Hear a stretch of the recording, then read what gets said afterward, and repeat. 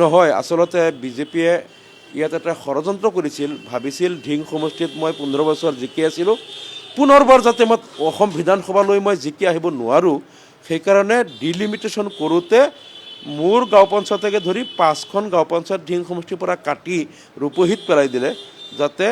মই ৰূপহীত সমষ্টিৰ ভোটাৰ হৈ যাওঁ, ঢিং সমষ্টিৰ মোৰ ভোট নাথাকে আৰু মই যাতে পুনৰবাৰ জিকি আহিব নোৱাৰোঁ। এই যে হিমন্ত বিশ্ব শৰ্মা চৰকাৰে এই কামটো কৰিছে, এইটো ইলেকশ্যন কমিশ্যনাৰে যদিও কৰিছে, সম্পূৰ্ণ এইটো বিজেপিৰ ডিক্টেশ্যনত অসমত যিটো সমষ্টি পুনৰ্নিৰ্ধাৰণ হৈছে সম্পূৰ্ণ বিজেপিয়ে তেওঁলোকে বনাই দিছে, সেইমতে ইলেকশ্যন কমিশ্যনাৰে কৰিছে। গতিকে বিজেপিৰ যিটো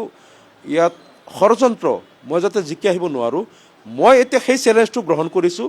যে মই পিছত বহুত এইটো ৰিকুৱেষ্ট কৰিছিলোঁ বা মই ৰিপ্ৰেজেণ্টেশ্যন দিছিলোঁ যে মোৰ এই 5খন পঞ্চায়ত ঢিঙতেই ৰাখিব লাগে, কিন্তু তেওঁলোকে নামানিলে। এতিয়া ৰূপহীত যদি পেলাই দিলে মই ৰূপহীৰ পৰাই নিৰ্বাচন খেলিম। মই এইটো জিকি পেলাই হিমন্ত বিশ্ব শৰ্মাক দেখুৱাব বিচাৰোঁ যে আপোনালোকে যিটো চক্ৰান্ত কৰিছিল যে মোৰ 5খন গাঁও পঞ্চায়ত ঢিঙৰ পৰা কাটি ৰূপহীত পেলাই দিছিল, ভাবিছিল মই আৰু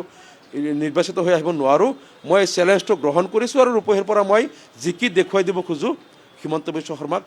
যে আপোনালোকে সমষ্টি কাটি মোক ৰূপহীত পেলাই ল'লেও লাভ নাই, আৰু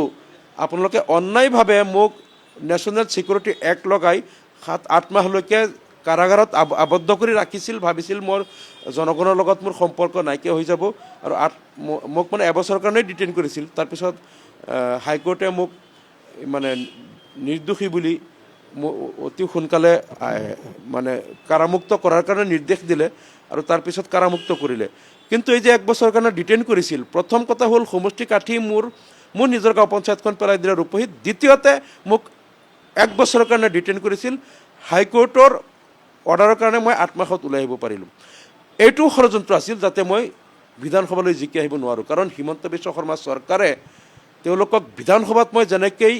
মুখৰ ওপৰত তীব্ৰ সমালোচনা কৰোঁ তেওঁলোকৰ জনবিৰোধী কাম কাজৰ, বা বাজেটত প্ৰত্যেক বছৰ মই যিটো সমালোচনা কৰোঁ তেওঁলোকৰ এই যে হিতাধিকাৰী সৃষ্টি কৰা তেওঁলোকৰ ভোট মানে নিৰ্বাচন কেন্দ্ৰিক বাজেটবিলাকৰ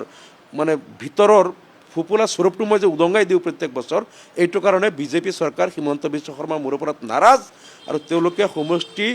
পুনৰ্গঠন কৰি মোক মানে এনেকেই শোলঠেকত পেলাব খুজিছিল আৰু 1 বছৰৰ কাৰণে মোক ডিটেইন কৰি দিছিল। কিন্তু হয়তো ভবা কথা নহয় সিদ্ধি, বাটত আছে কণা বিধি। হিমন্ত বিশ্ব শৰ্মা চৰকাৰৰ এই সকলো ষড়যন্ত্ৰ উফৰাই ৰূপহীত সমষ্টিৰ মানুহে আগন্তুক নিৰ্বাচনত মোক বিপুল ভোটত জিকাই বিধানসভালৈ পঠিয়াবই,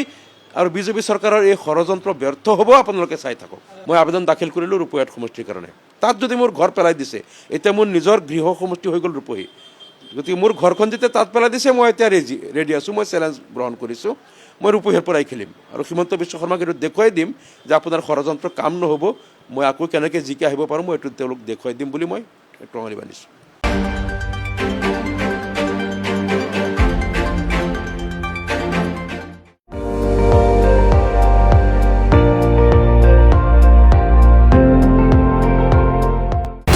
আপুনি চাই আছে ND24,